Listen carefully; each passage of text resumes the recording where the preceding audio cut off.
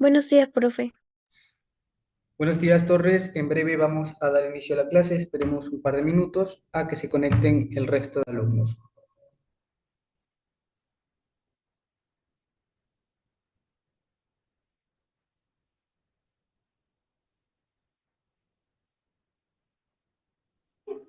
Buenos días, profesor. Buenos días, Cedeño. En breve vamos a dar inicio a la clase. Esperemos que se conecte el resto.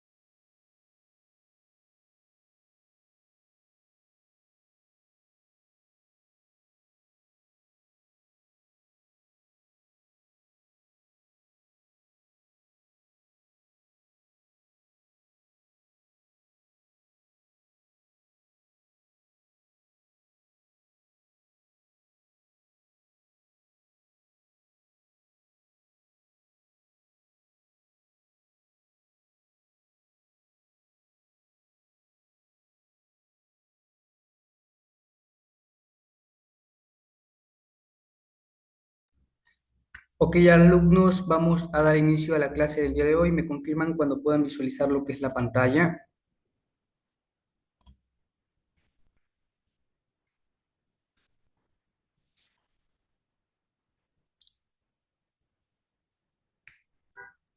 Ya Listo, se ve. profesor. Ok, excelente, alumnos. Como pueden ver, el tema el día de hoy es el suelo y los seres vivos. Hemos estado visualizando lo que es la importancia de lo que es el recurso del agua y también lo que serían los minerales y la roca.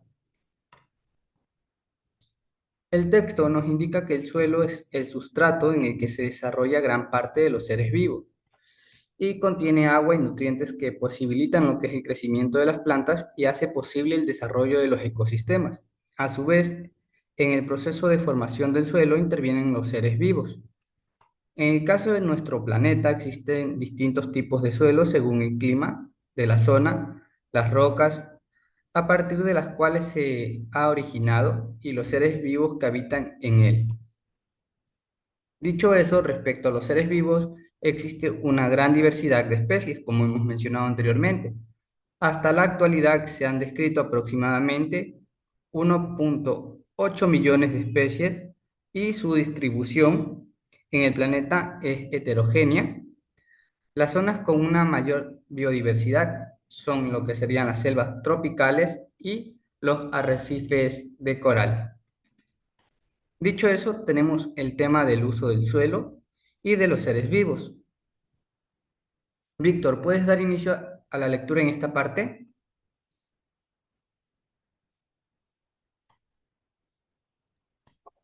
Creo que sí, licenciado. Usos del suelo y de los seres vivos.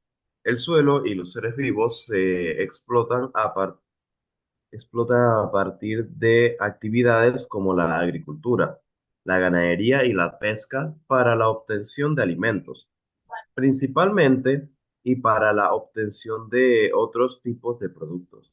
Punto número uno, agricultura, ganadería y pesca. Como ya sabes, estas actividades en los países desarrollados se llevan a cabo de forma intensiva y para ello requieren grandes extensiones de terreno. La utilización de peces, no de, de pesticidas y fertilizantes, la utilización de piensos como alimento para los animales, etcétera. Parte de la ganadería se alimenta como con pasto, que en muchos casos proceden de bosques talados. Punto, Número 2. Otros usos de los seres vivos. Los bosques nos proporcionan madera, resina, caucho, etcétera, y algunas sustancias procedentes de animales y plantas se utiliza para la obtención de medicamentos.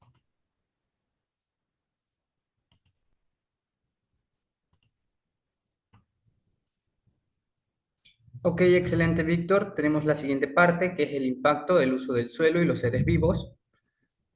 Torres, ¿puedes dar inicio a la lectura en esta parte? Claro. Impactos del uso del suelo y los seres vivos. Los principales impactos derivados de los usos del suelo y los seres vivos son los siguientes: contaminación del suelo, erosión, desertización y pérdida de la biodiversidad.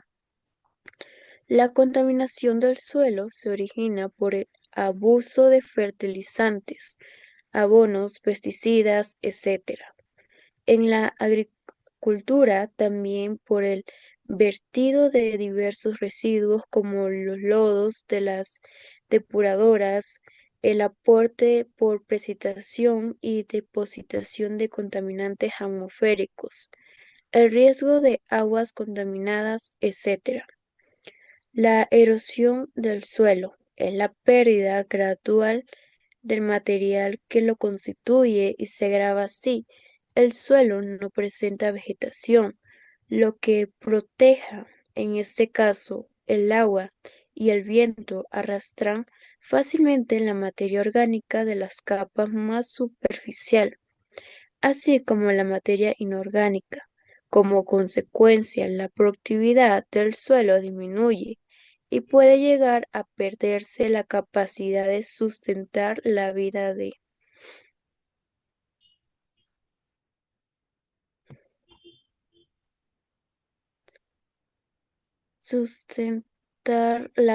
los vegetales.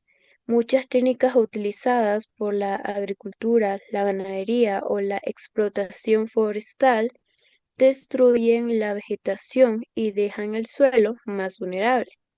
Cuando la erosión del suelo es tan grave que supone que la conversión en desierto de una zona, hablamos de desertificación. La desertificación es la pérdida de suelo por causas naturales, principalmente por las escasas precipitaciones. En las zonas áridas y semiáridas del planeta, en este caso, los procesos de erosión del suelo superan a los de la formación. Este grave problema amenaza aproximadamente a una tercera parte de la superficie terrestre. La desertificación es la desertificación inducida por el ser humano. Algunas de las actividades que favorecen este proceso son, por ejemplo, la eliminación de una cubierta vegetal con el fin de utilizar el suelo para construcciones diversas, para pastoreo, etc.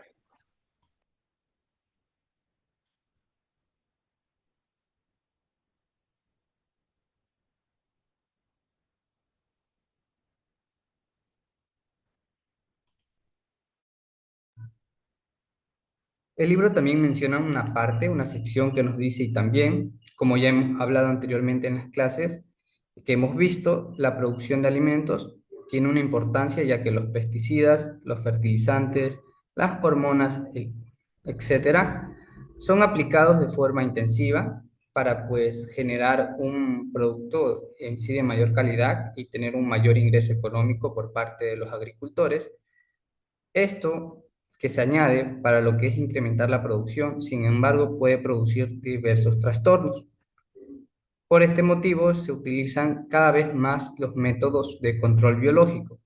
Este consiste en el uso de determinados organismos que controlan lo que serían las poblaciones de aquellas especies que se han convertido en una plaga. Así, estos insectos de numerosos cultivos se pueden controlar mediante lo que es la introducción en el medio de sus depredadores naturales.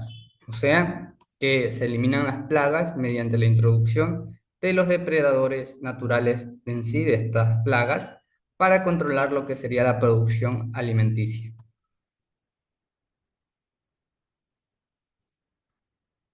Tenemos la siguiente sección que nos dice la pérdida de la biodiversidad. Cedeño, ¿puedes leer esta parte? Sí, profesor. La pérdida de la biodiversidad es un impacto causado principalmente por la destrucción de los ecosistemas.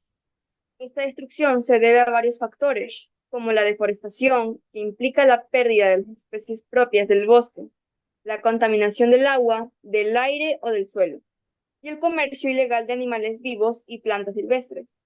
El comercio ilegal no tan solo implica la pérdida de la biodiversidad, sino que además supone que expolio para los países de origen que las especies, que las especies animales y vegetales, porque se trata generalmente de países pobres en los que la población realiza este tipo de comercio para subsistir. El peligro de extinción de especies, tanto animales como vegetales, es uno de los problemas más graves que afectan al medio natural. Se considera que una especie está en peligro de extinción cuando quedan tan pocos individuos que es fácil que desaparezcan en un corto periodo de tiempo.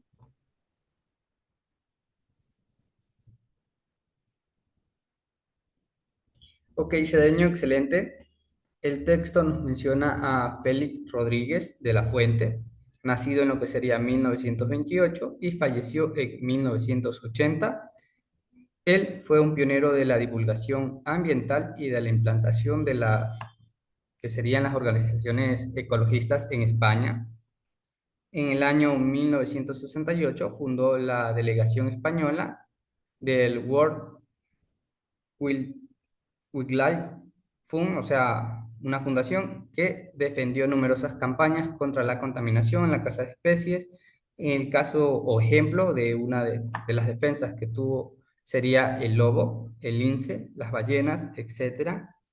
Y a través de sus numerosos artículos, libros y programas de televisión, supo transmitir la importancia de preservar lo que es la naturaleza.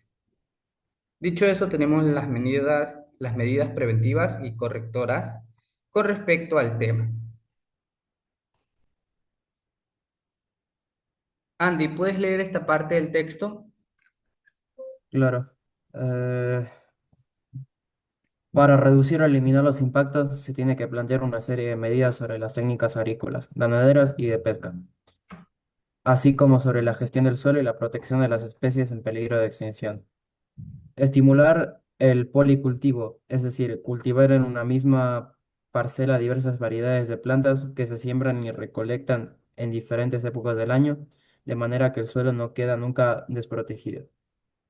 Repoblar el suelo con especies vegetales propias de la zona, de modo que no modifiquen ni alteren las características propias del medio. Garantizar la conservación de los bosques y mantener la biodiversidad. Para ello deben tomarse, entre otras medidas, las que eviten los incendios forestales. Practicar un pastoreo rotativo, es decir, disponer de diversos terrenos de pasto y utilizarlos alternativamente para no agotar este tipo de suelo, así como promover el uso de especies de ganado propias de la zona. Delimitar las zonas de explotación pesquera, teniendo en cuenta la necesidad de que las capturas no dañen a la vida marina. Regular el comercio de las especies amenazadas y proteger las especies en peligro de extinción. Preservar los ecosistemas mediante la creación de espacios naturales protegidos. Excelente, Andy. Ok, alumnos, ese sería el tema. Vamos a realizar una actividad simple para la clase del día de hoy. Vamos a investigar un caso real a nivel internacional de un ecosistema que se encuentre en estado de erosión o desertificación y vamos a encontrar una solución y aparte de ello tienen que buscar la causa de por qué se encuentra en erosión o desertificación y en sí, aparte de ello van a emitir un comentario crítico con su respuesta. ¿Están de acuerdo? Sí, licenciado. Era erupción y ¿en qué? Erosión,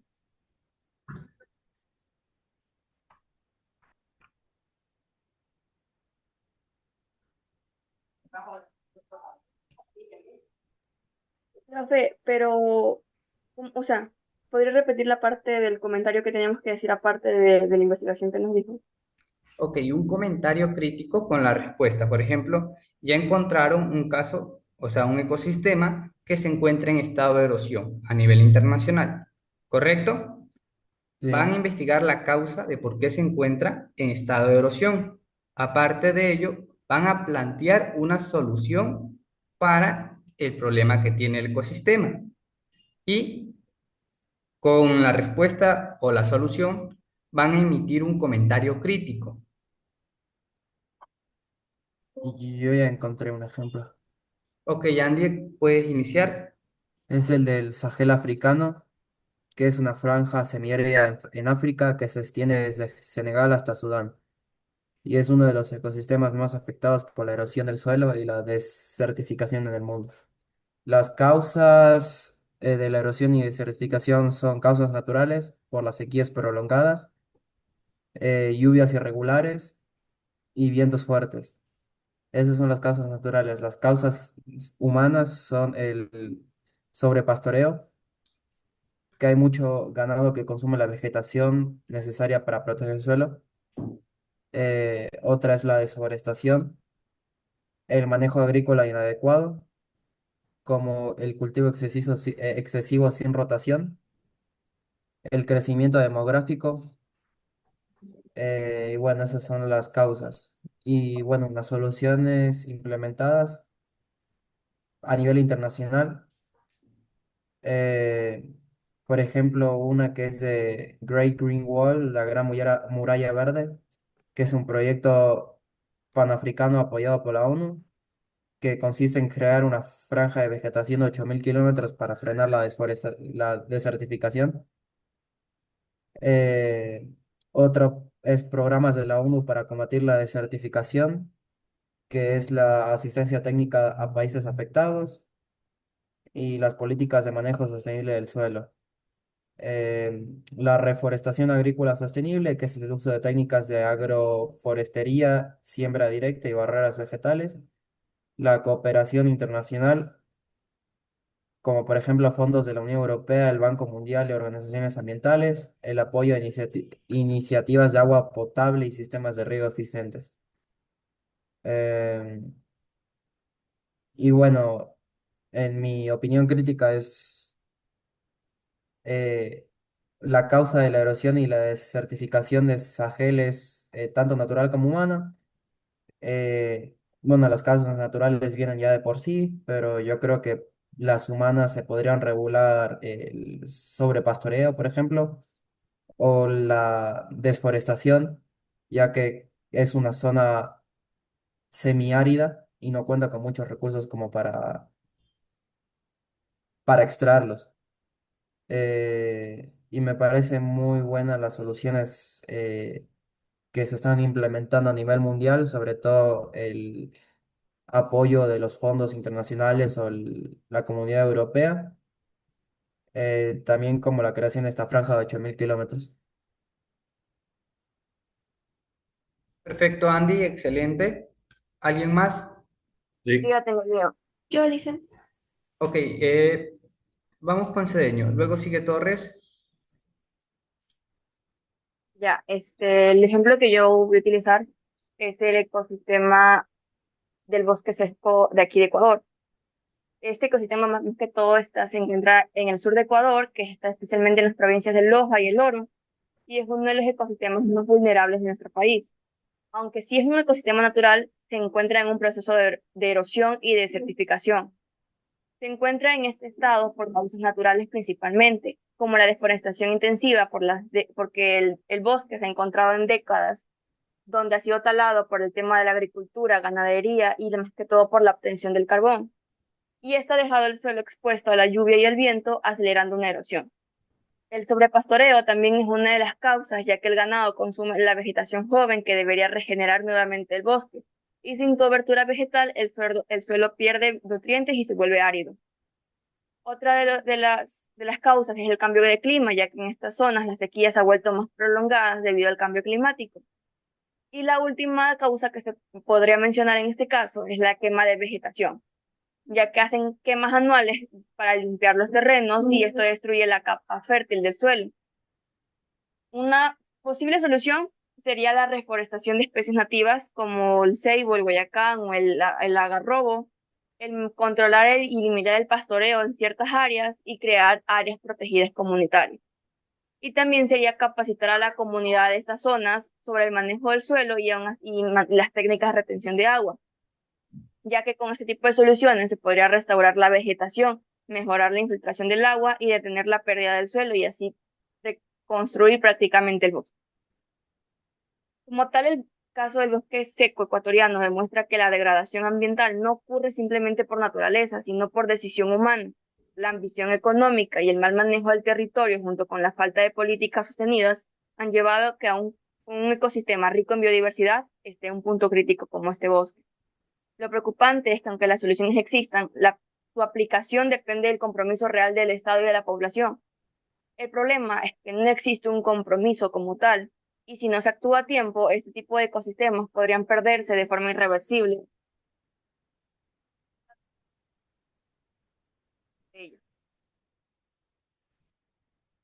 Ok, excelente, Cedeño. Torres. El caso que conseguí es de China, es sobre la desertificación extrema que usan macetas de loess.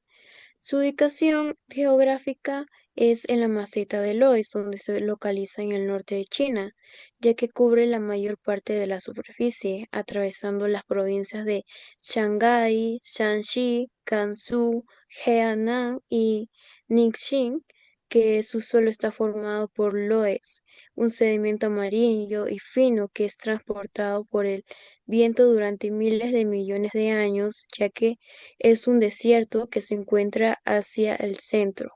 Este suelo es muy fértil, pero está protegido extremadamente por una frágil forma de frente, ya que el agua y el viento lo convierte en uno de los suelos más erosionables del mundo. La región tiene un clima semiárido con lluvias irregulares que se concentran en pocos meses. Sus causas de erosión y desertificación pueden ser causadas tanto como naturales y como humanos.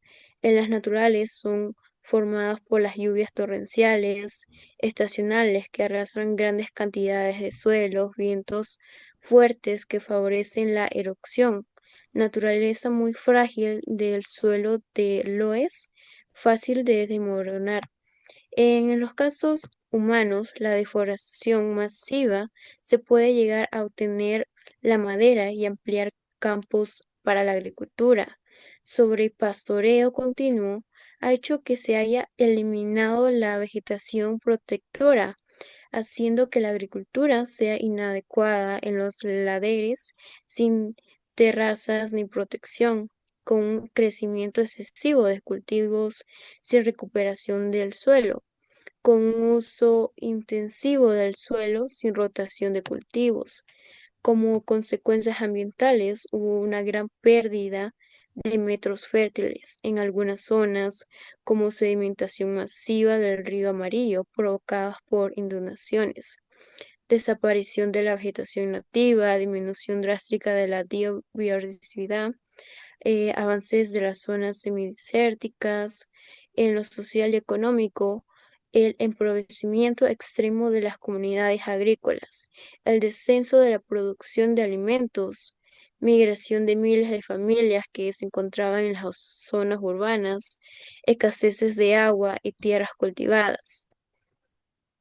Como solución, han hecho que en la década de 1990 el gobierno chino pueda implementar uno de los programas de recuperación ambiental más grandes del mundo, apoyado por el Banco Mundial de Reforestación Masiva con especies nativas, construcción de terrazas agrícolas con laderas, prohibición de pastoreo libre en zonas protegidas, uso de abonos naturales, recuperación de ríos, quebradas, educación ambiental en comunidades como campesinas, haciendo que se pueda reducir la mayor parte de la erosión con un 60%, aumentando la productividad agrícola, recuperando la cobertura vegetal, mejorando significativamente lo que era la calidad de la población. Mi criterio crítico es que a pesar de que hayan conseguido disminuir la erosión, hay muchos casos en los que muchas personas por no haber obtenido suficientes recursos tuvieron que haber perdido mucho de su agricultura, su pastoreo, y también eso fue un gran daño al suelo, ya que hacía que las capas se volvieran mucho más finas a pesar de haber sido fértil, haciendo que la erosión sea más masiva y sobre todo que esas personas que se encontraban ahí se encuentren un poco más vulnerables. Entonces, los que pudieron arreglar la situación fueron las personas que sí tenían apoyo económico. Entonces, las personas que no tenían ese apoyo económico no pudieron recuperar lo que ellos invirtieron, sino que solo las personas que sí tenían los recursos pudieron lograrlo. También porque afectó gravemente lo que era la alimentación de la población, ya que la mayoría era agrícola en esa zona, haciendo que al no poder usar esas tierras por la erupción y sobre todo para proteger la situación, muchas personas se quedaron sin trabajo, sin alimentos y muchos sin poder tener a sus propias mascotas, ya que muchos de ellos se encontraban cerca del lugar. Entonces el gobierno tuvo que hasta obtener todos esos animales, quedárselos y poner en otras zonas porque necesitaban poder como proteger la zona y evitar más erosiones. También por la salud de las personas y también sobre lo que podría llegar a empeorar más zonas que estuvieran cerca. Entonces fue como un sacrificio social y una inversión para poder mejorar la situación. Excelente, Torres. Excelente comentario. Lema, ¿estás lista? Sí, Licen. La situación es el mar de Aral, ubicado entre Kazajistán y Uzbekistán. Pasó de ser uno de los lagos más grandes del mundo a perder más del 90% de su volumen. Hoy gran parte de su territorio se ha convertido en un desierto salino. Las causas principales son el desvío masivo de ríos para la agricultura intensiva, principalmente algodón, la sobreexplotación del agua sin planificación ecológica, el aumento de la salinidad que mató peces y vegetación, el cambio climático que aceleró la evaporación del agua. La solución sería modernizar sistemas de riesgo para reducir el desperdicio de agua en la agricultura, restaurar parte del flujo natural de los ríos Amudaria y Sirdaria hacia el Aral, crear barreras, diques internos como se hizo con éxito en el pequeño Aral para recuperar zonas parciales del lago, fomentar cultivos menos demandantes de agua para disminuir presión sobre los ríos. Y mi comentario crítico sería que estas soluciones son técnicas y variables, pero el verdadero desafío es político. Mientras los países prioricen ganancias agrícolas a corto plazo, la recuperación ambiental, la restauración será limitada. La desertificación del Aral demuestra que decisiones económicas mal planificadas pueden destruir ecosistemas enteros. Excelente, Lema. Víctor. Claro que sí, licenciado. Este, el caso que yo investigué, fue el del Parque Nacional El Cajas, ubicado aquí en Ecuador, específicamente en los Andes. ¿Qué pasó allí? Pues en 2025 se publicó un estudio que evaluó la pérdida del suelo en cajas usando el modelo Rosler, más imágenes satelizadas de la NDVI. Encontrado, encontrado tasas medidas de pérdida de suelo de 5,3 toneladas por hectáreas por año y zonas puntales con hasta 120 por año en pendientes fuertes y áreas con vegetación escasa. El mismo estudio señala que la vegetación natural, páramos, arbustales, rodales, dispersos de poli, no, perdón, polilepis, evitan en promedio un 95% de la erupción potencial, pero hay puntos calientes alrededor de 30 kilómetros elevado al cuadrado, el 5% del parque, donde la erupción está descontrolada, coincidiendo con áreas de bajo cobertura vegetal y alta pendiente. Las causas críticas de esta erupción de este ecosistema, pues, son las pérdidas y degradación de la cubierta vegetal. En zonas donde la vegetación natural ha sido reemplazada por lo que son pastos, agricultura, ganadería, perturbación o degradada, la protección del suelo disminuye drásticamente exponiendo lo que es la tierra a la acción del agua y el viento. También la topografía, pronunciada más lo que es las pendientes fuertes. En áreas montañosas como el Cajas, la pendiente favorece escorenti- escorrentias rápidas arrentres del suelo y deslizamientos. También el uso humano del suelo, la agricultura, el pastoreo y el cambio del uso del suelo. En muchas, cuen- en muchas cuencas de los Andes ecuatorianos, la presión agrícola o ganadería ha degradado lo que es los suelos tradicionales, acelerando lo que son los procesos de erosión. También la degradación acumulada por décadas y la deforestación generalizada. En Ecuador se ha documentado una pérdida considerable de la cobertura natural, al menos 1.160.000 hectáreas de formaciones boscosas entre 1985 y 2022. Las consecuencias para el ecosistema y no solo para el ecosistema, sino para las personas son que se pierde el suelo fértil con materia orgánica y nutrientes esenciales, lo que limita la generación de vegetación nativa y la biodiversidad del ecosistema. También se deterioran los servicios ecosistémicos, perdón, re- regulación hídrica, re- retención del agua, la recarga de acuíferos, regula del clima local, hábitats de flora y fauna, la capacidad de sustentar pastizales o cultivos. También a, me- a mediano como a largo plazo puede desencadenarse de, de- desgradación severa del paisaje, deslizamientos, pérdidas de especies, desertificación local, menos producción agrícola o ganadera en zonas periféricas.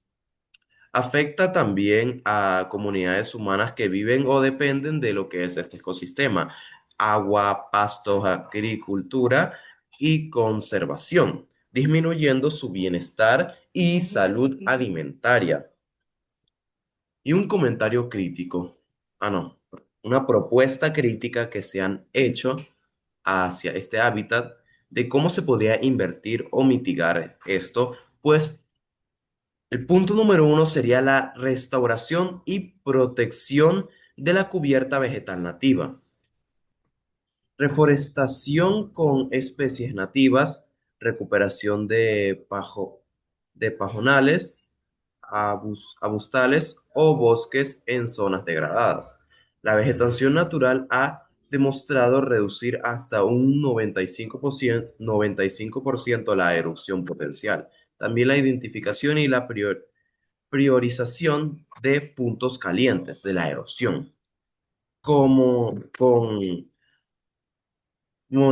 monitoreos o satélites para enfocar los esfuerzos donde la degradación es más severa, como ya dije, en los 30 kilómetros al cuadrado señalados lo que son en el estudio, ya dicho, también lo que es la regulación del uso del suelo en dependientes y zonas vulnerables, restringiendo pastoreos intensivos también, cultivos en laderas sin prácticas conservacionistas, deforestación o cambios de uso que aumentan vulnerabilidad. También las prácticas sostenibles de manejo de cuenca, zanjas de infiltración, terrazas, terrazas, barreras vegetales o rompevientos para reducir escorentia, conser- conservar agua, evitar arrastres del suelo, son técnicas recomendadas cuando hay riesgo de erosión acelerada. También lo que es la política de conservación, más lo que es la educación ambiental, más la participación comunitaria.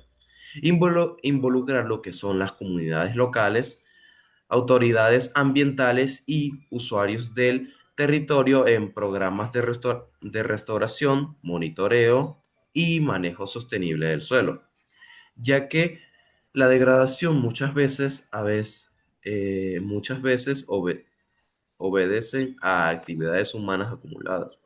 Por último, el monitoreo a lo largo plazo de mediante ciencia y tecnología. Usar modelos como RUSLE más imágenes satélites, como en el estudio ya mencionado, para evaluar lo que es la eficiencia de las medidas, identificar nuevos focos de erosión y garantizar la recuperación progresiva.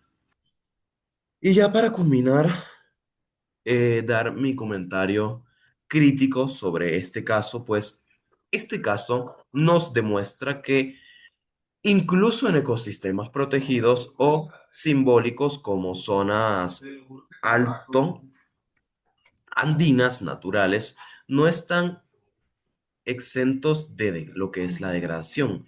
Cuando hay combinación de presiones antrópicas más lo que es los factores geográficos, por ejemplo, pendiente o clima mencionado, que en el Parque Nacional registre pérdidas de lo que es el suelo en tan altas es una señal de alerta fuerte, lo que indica que las medidas tradicionales de protección declara el área protegida. No solo es suficiente eso, sino que se requiere una gestión más activa, la restauración ecológica, la participación comunitaria, ya mencionado. Además, lo que es el problema no es únicamente ambiental, tiene ampliaciones sociales. El agua, la agricultura, la seguridad alimentaria, ecologistas, pérdida de biodiversidad, el servicio ecosistemático y el riesgo erosionista de deslizantes a cambios de régimen hídrico.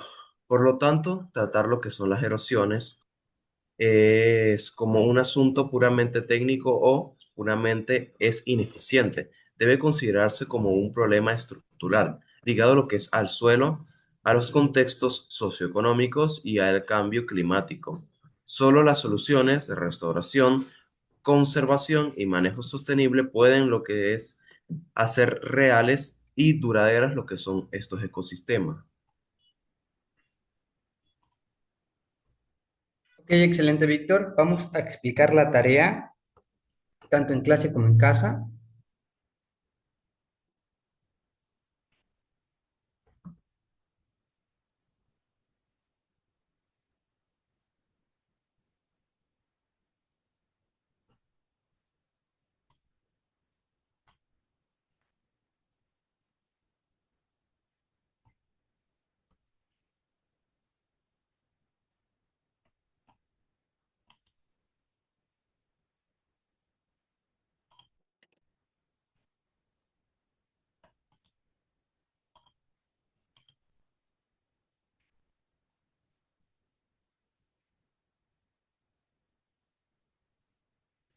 Ok, alumnos, como pueden visualizar, la tarea en clase son estas tres preguntas con respecto al contenido del libro.